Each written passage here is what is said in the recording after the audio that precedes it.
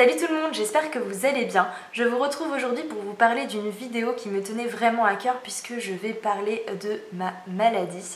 Une maladie donc invisible qui s'appelle les colopathies fonctionnelles ou troubles fonctionnels de l'intestin ou symptômes de l'intestin irritable. Vous avez plein de maladies, même si moi je vais vraiment utiliser le terme colopathie fonctionnelle. Alors pourquoi cette vidéo? Pour avant tout parler de mon expérience, puisqu'il y a plus de 9 millions de Français maintenant qui sont atteints de cette maladie. On en parle de plus en plus et donc je veux vraiment expliquer moi mon parcours. Ça fait presque 15 ans maintenant que j'ai ça. Tout le monde ne le sait pas, hein, voilà, pour mes abonnés qui me suivaient ne le savent pas forcément. Et donc je veux aider les colopathes leur donner des conseils pour mieux vivre avec cette maladie. Et puis aussi, vous qui me suivez, voilà, si vous avez des gens dans votre entourage qui sont atteints de cette maladie, pour aussi vous faire comprendre que non, ce n'est pas dans leur tête, que oui, il y a des vraies douleurs, des vrais symptômes qui peuvent vraiment gâcher la vie. Donc voilà, je vais essayer de faire plusieurs vidéos puisque en une seule je vais pas pouvoir parler de tout. Ça va vraiment être une série de vidéos. J'espère que ça vous plaira et que ça vous ennuiera pas trop tout ce blabla. Je fais vraiment pas ça pour étaler ma vie puisque c'est vraiment pas quelque chose de drôle, c'est vraiment pas quelque chose que j'ai vécu très très bien. Pendant très très longtemps, je l'ai vécu très mal.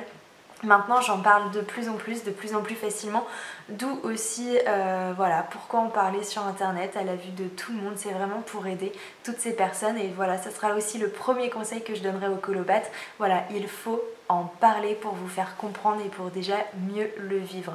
Il faut vraiment que les gens soient au courant pour qu'on ne vous juge moins. Alors voilà, pour ceux qui sont un petit peu largués, c'est quoi les colopathies fonctionnelles? Donc voilà, moi je suis pas médecin, je vais pas vous expliquer en détail ce que c'est, je vous mettrai des liens pour que vous puissiez aller lire un petit peu si ça vous intéresse, ce que c'est plus en détail. En gros, les colopathies fonctionnelles, c'est notre intestin qui en fait complètement à sa tête, hein, vraiment. Un coup il va fonctionner trop vite, un coup il va fonctionner trop lentement, ce qui va entraîner des symptômes type diarrhée. Et oui, voilà, hein, pourquoi nous n'en parlons pas forcément. On va utiliser des mots très très glamour dans cette vidéo. Mais bon, il faut mieux appeler un chat. Donc voilà, des diarrhées, des nausées, des constipations, et on peut alterner entre crise de diarrhée, crise de constipation. Voilà, des maux de ventre. Moi, il n'y a pas une seule journée que je connais sans maux de ventre. Après, il y a les petits maux de ventre et les gros maux de ventre où vous êtes plié en deux sur le canapé avec une bouillotte ou un coussin plaqué contre le ventre. Voilà, c'est ça. Donc du coup, ça entraîne de la fatigue, de l'irritabilité forcément, voilà. Et puis pour les plus jeunes ou même ou même ceux qui sont plus âgés, il y a aussi ce risque de rupture sociale puisque on va moins sortir. Moi je sais que c'est arrivé un peu à l'adolescence et que oui, on vous propose une sortie, un ciné, un resto. Ah, le resto, oui mais moi si je mange quelque chose et que je suis pas bien, ça va se passer comment dans votre tête, voilà, sachant que vous osez pas forcément dire ah les gars, si je vais manger au resto je vais avoir la diarrhée donc je sors pas. Voilà, c'est pas quelque chose qu'on a forcément envie de dire. Moi je pense que quand vous avez la gastro, c'est pas un truc que vous aimez en parler. Donc nous c'est pareil, sauf que nous c'est sur toute l'année. Donc voilà, c'est l'exclusion sociale puisqu'on sort moins, on a moins envie de sortir, hein, puisque voilà, c'est après dans notre tête c'est ah oui mais les toilettes, si j'ai envie d'aller aux toilettes, je fais comment? Elles vont être où? Je vais faire quoi si j'ai besoin d'aller aux toilettes que je peux pas? C'est vraiment après une vraie galère, une vraie torture. Donc voilà, c'est aussi pour que les gens puissent comprendre ce qui se passe aussi dans notre tête et dans notre corps. Donc voilà, notre intestin qui en fait qu'à notre tête. Donc c'est un petit peu difficile à détecter puisque il n'y a pas vraiment, à part ces symptômes, voilà, vous avez, quand vous passez des examens, il n'y a rien.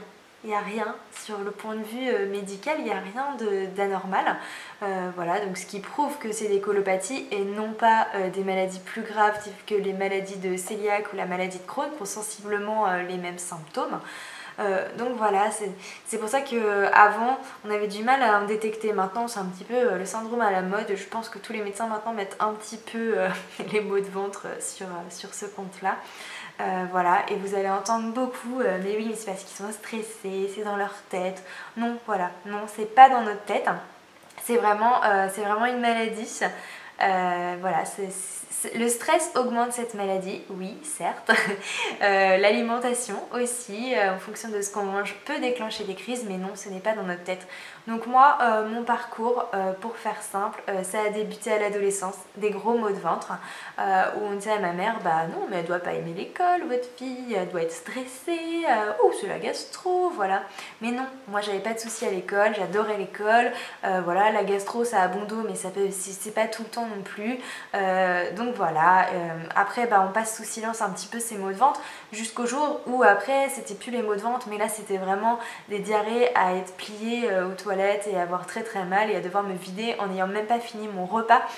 Donc là ça a été une galère, on en parle au médecin, oh mais vous êtes stressé, ben oui mais il n'y a rien sur les prises de sang, voilà, donc ça a été super galère. Je suis même tombée sur un médecin qui m'a mis sous antidépresseur puisque lui de toute façon il était persuadé que c'était que du stress.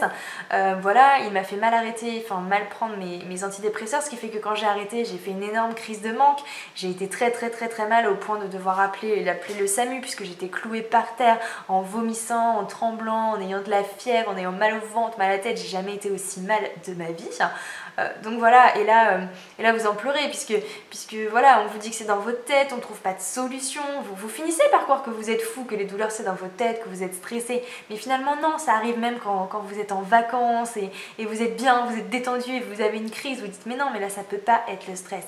Donc heureusement, j'ai changé de médecin et je suis tombée sur un bon médecin qui lui connaissait cette maladie et qui a pu me dire oui, voilà, ce n'est pas dans votre tête, c'est bien une maladie. Et donc du coup vous pouvez pas savoir à quel point ça fait du bien de mettre un nom sur cette maladie, sur ce syndrome. Donc voilà, après on vous dit la mauvaise nouvelle c'est qu'il n'y a pas de traitement à l'heure actuelle à part des pansements qui coûtent très cher et qui sont juste des cures pour soulager un petit peu les symptômes, mais c'est pas curatif, donc voilà. Moi je ne suis pas sous traitement puisque mon médecin a préféré ne pas me faire prendre de médicaments puisque pour lui ça détruit plus l'intestin que ça n'arrange les choses. Donc voilà, il m'a dit il faut vivre avec du Spasfon, de l'Imodium, du Smecta dans votre sac en permanence en cas vraiment d'urgence. Et effectivement c'est un cas d'urgence puisque avant je me bourrais un petit peu de tous ces médicaments là dès que j'avais un petit peu mal au ventre, tout ça pour pas être en crise, et finalement c'était pire que maintenant où j'en prends vraiment très occasionnellement. Donc voilà, c'est vraiment je sais que certains colopathes vont être qui regardent ma vidéo vont être sous médicaments. Voilà, vous pouvez me dire ce que vous prenez comme traitement. Moi c'est vrai que j'ai pris parti de mon médecin, hein. C'est vrai que mon médecin m'a dit ça, j'ai suivi et j'ai bien fait.